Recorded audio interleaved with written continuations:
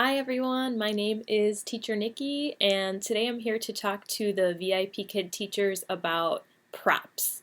I'm going to share with you some of my favorite random props. Some of these, there's a few of them that you have probably heard of before, but there's a lot of them that I find very useful that are kind of rare. One thing I want to say about the props before we get started is that more than half of these props I already owned. I didn't go out and buy anything. Actually, the first 6 months of teaching, I did not buy anything. I didn't go to the dollar store until about 6 months in. And even then, it was still just the dollar store. I spent money on a few things to add to my collection. But really, just keep in mind, just grab things around the house that you already have and think creatively about how you could use them before you go out and spend extra money. Okay, and now I'll show you what I have.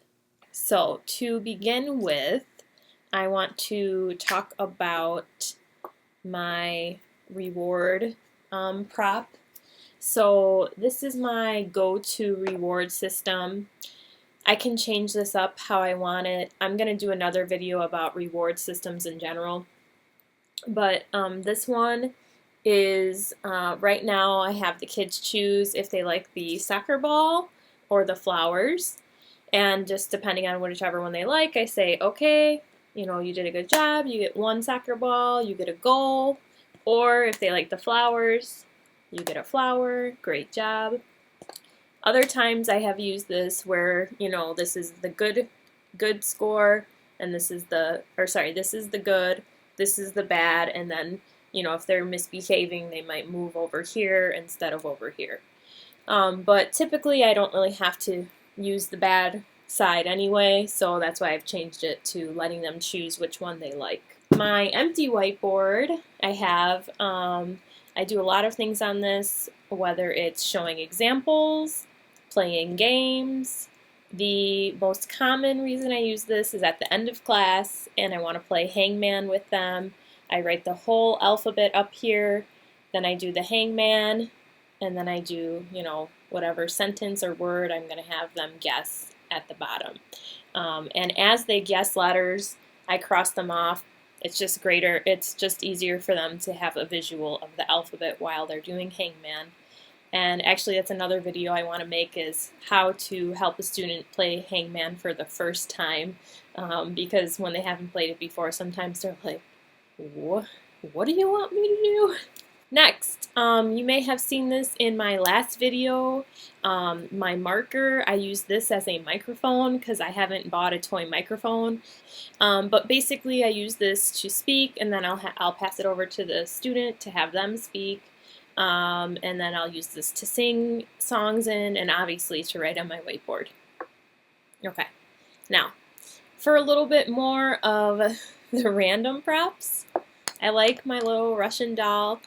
A student gave this to me, I think 2 years ago, and I never guessed I'd be using this for online classes. But basically this is great for when you're talking about like small and big, or bigger and smaller, when you're doing comparisons, or if you're even doing like first, second, third. And the kids just love seeing, when you open it, oh, there's one, and then, oh, there's the little one. And I also use this for, maybe you've seen this slide or this class before when they use the word away.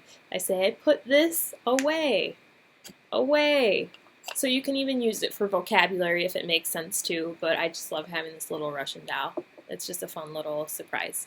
Okay, another one that I absolutely love. This is an old stuffed animal. I think I've had this since maybe I was like 6 years old or something. Maybe even younger, but this is not just any frog, but it has a mirror. Now, you might wonder, well, why would you need a mirror? Sometimes I need to show the kids, hey, on the screen here, do you see the little chat box? And I'll show them like, oh, there's the chat box. And then even just having fun, I'm like, oh, there you are. And so maybe you don't have a stuffed animal with a mirror, but maybe you have just a mirror, and then that can help you, communicate whatever it is that you need to communicate with the kids. Okay, so the next prop that I use that is pretty random is my little troll. Um, I love to use this especially with new kids or kids that are shy. They just laugh so hard when they see it, most of them. And some of them even they try to touch the hair from the other side on the computer. It's adorable. But I use this sometimes instead of like a star wand. I just say, "You get a star." And one of my students even nicknamed him Green. "Where's Green? Hi Green, how are you?" So, and then one day she came with her own troll. It was so cute. And then another set of stars that I actually just got from the dollar store. Just some colorful stars. These are fun to use with the students when you can ask them, give them some choices and say, "Hey, what's your favorite color? Do you like pink, blue, or yellow?" And then you show them whatever color they say and say, "Okay, and then what's your second favorite color?" And it's just like a fun way to engage them. But I'm sure, the star ones are pretty common, but maybe not the colorful ones. It's just a fun way to engage. Okay, one of my other favorites that I actually think another VIP kid teacher told me about is the little finger puppets. These are just cute to when you have like animal curriculum that you're teaching, or it could be something else random that you're doing and it just makes sense and you see the vocabulary word. This one I'm not sure, is this a frog or a turtle? I always ask my students, "What do you think? Is this a frog or a turtle?" Oh, and then I have in here some little eyes. These are fun too when you're using look or see. Okay, I have two more, maybe three more that I like. Okay, so this is just a little figurine that I got when I was in Greece. Donkeys are really well known, or really they're like almost honored in Santorini, Greece. But basically this is great for using tail. There's some lessons that teach hooves. Or even if you're just talking about animals in general or size or something, you could say small animal, small donkey, and whatever. I mean, you could use these in all different little ways, but I find that like little animal figurines are fun to use too. Okay, another common one though is the monkey.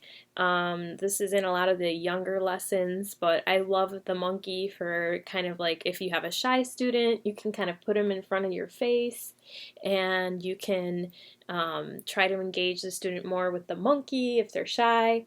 And or if they start to get upset or scared or nervous or whatever, bring the monkey back out. It's just a way to break the ice. And oh, when you have the 5 little monkeys jumping on the bed, I love to do this. One fell off and bumped his head. Ow! So that's a good one to have because monkeys are mentioned a lot, but it's also adorable. Okay, last one, which is also a common one, is a little hand clapper. I don't just use it for clapping because it can be a little loud, but I love to use it just for like high five. Sometimes when you say high five, they don't know what it is, so I say high five and then I put it up to the screen so that they can hit it. And it's even more fun way to say high five instead of just putting your hand up there. And that I also got from the dollar store.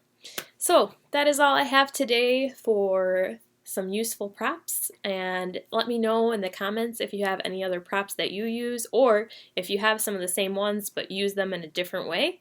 Please share. I'd love to hear from you, and let me know if you found this useful. Until next time, bye!